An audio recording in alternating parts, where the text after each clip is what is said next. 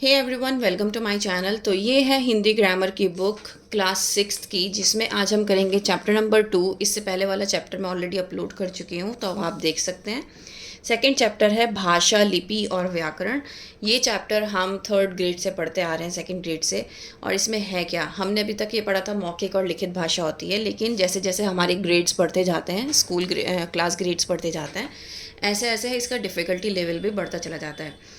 यहाँ पर भाषा के बारे में हम पढ़ेंगे, और हम मौखिक लिखित तो पढ़ेंगे, लेकिन उसके बाद अगर आप देखें तो यहाँ पर हम उसकी बोली और अलग अलग जगह पर किस तरीके से उसकी लिपि है वो पढ़ेंगे।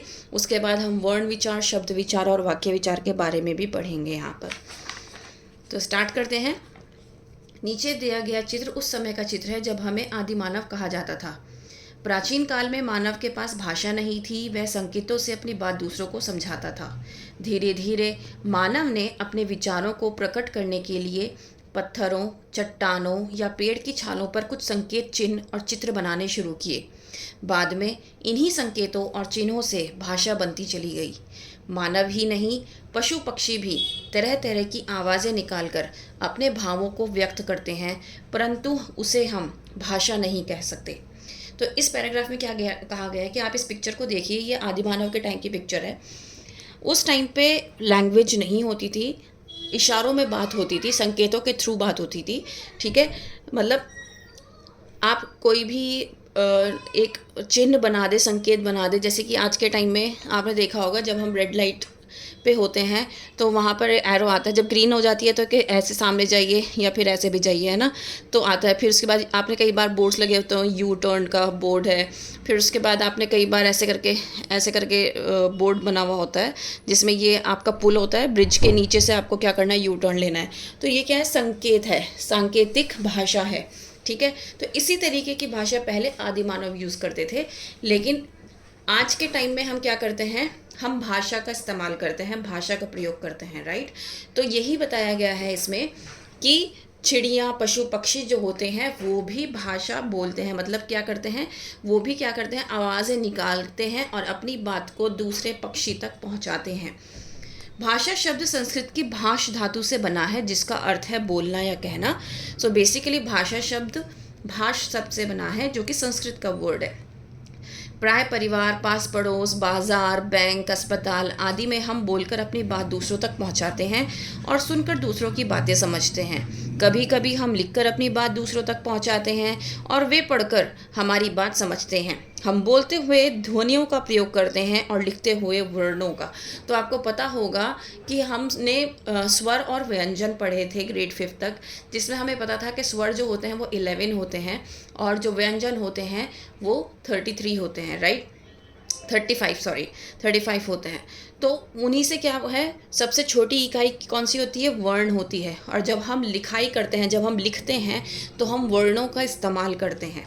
तो भाषा वह साधन है जिसके द्वारा हम बोलकर, सुनकर, लिखकर, पढ़कर अपने विचारों का क्या करते हैं, आदान प्रदान करते हैं। अब मैंने ये वीडियो बनाई है, मैं देखकर पढ़ रही हूँ और आपको समझा रही हूँ। आप इसको सुन भी रहे हैं, देख भी रहे हैं और आप मेरी बात को समझ भी रहे हैं। तो ये क्या है, ये भाषा है, जिसमें आप वीडियो देख रहे हैं इस चैप्टर को समझने के लिए, जिसमें मैंने दोनों ही चीज़ों का इस्तेमाल किया है, लिखित भाषा का भी और मौखिक भाषा का भी। लिखित भाषा का कैसे किया है कि मैं यहाँ पर आपको मैंने ये सांकेतिक ऑप्शंस आपको मैंने बनाकर दिखाया कि इस तरीके के एरोज बने हुए होते हैं।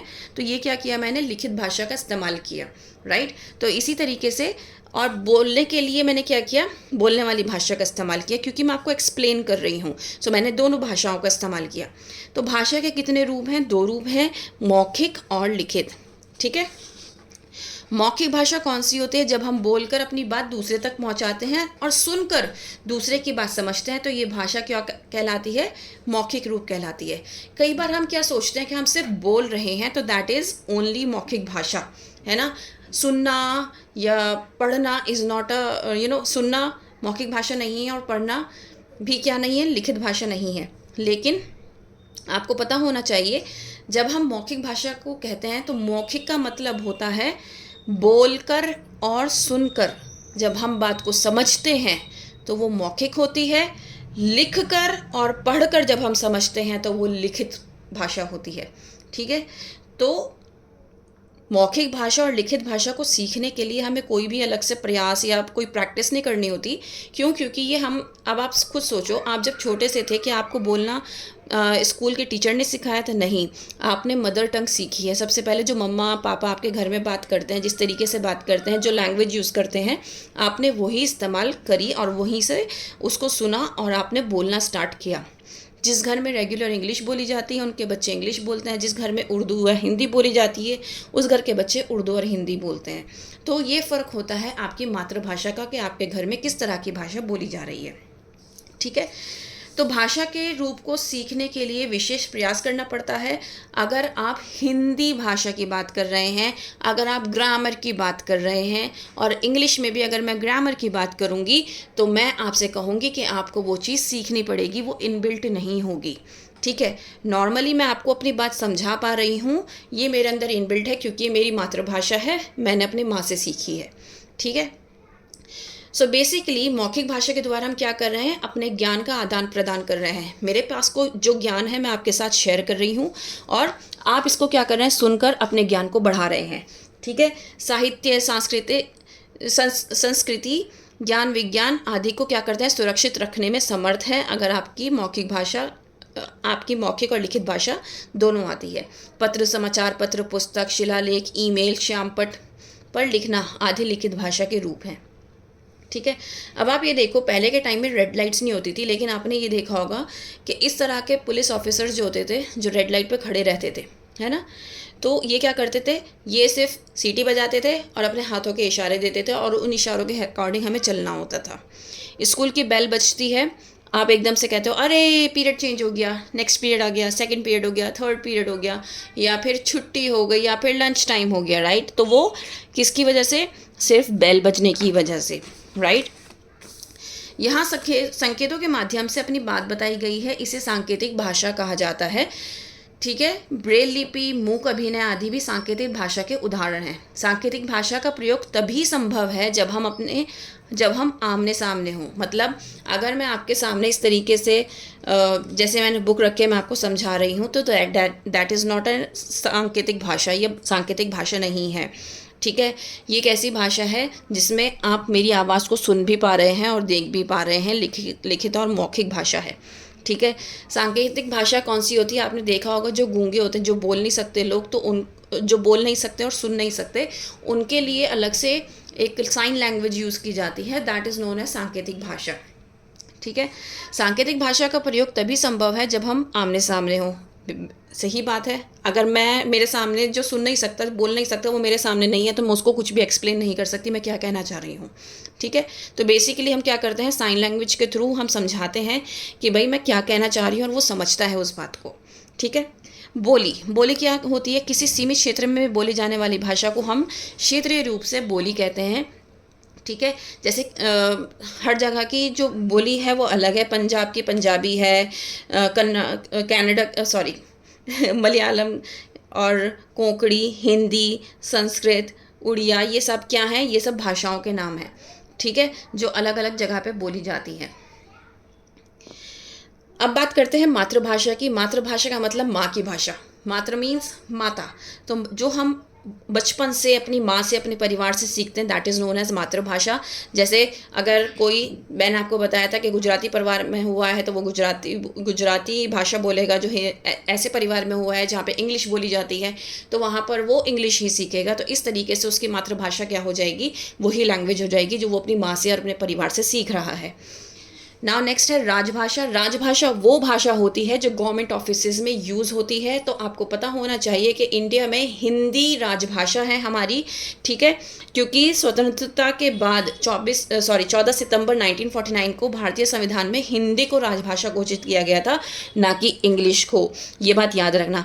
तभी से 14 सितंबर का दिन पूरे भारत में हिंदी दिवस के रूप में मनाया जाता है। ये क्वेश्चन पूछा जा सकता है कि हिंदी दिवस कब मनाया जाता है? तो 14 सितंबर।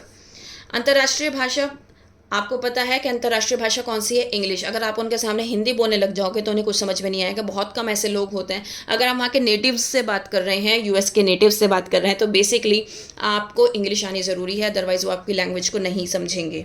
ठीक है, नाउ भारत की प्रमुख भाषाएँ आपके सामने लिखी हुई हैं। हिंदी, मराठी, तमिल, नेपाली, मैथिली। तो ये बहुत अलग अलग आपको सारी भाषाएं हैं जो दे रखी हैं, जो यहाँ पर भाषाएं बोली जाती हैं। तो बेसिकली 22 भाषाओं को क्या मिली है, मान्यता प्राप्त है, और ये सारी 22 भाषाएं हैं जो यहाँ लिखी हुई हैं। तो संसार की प्रमुख भाषाओं के बारे में अब जान लेते हैं। पूरे विश्व में लगभग 6500 भाषाएं बोली जाती हैं, जिनमें से जो मेन लैंग्वेजेस हैं वो कौन कौन सी हैं? हिंदी, अंग्रेज़ी, जर्मन, रूसी, चीनी, फ्रेंच, उर्दू, अरबी, संस्कृत आदि। तो ये मेन लिखी हैं, ऐसी और भी हैं। लिपि क्या होता है?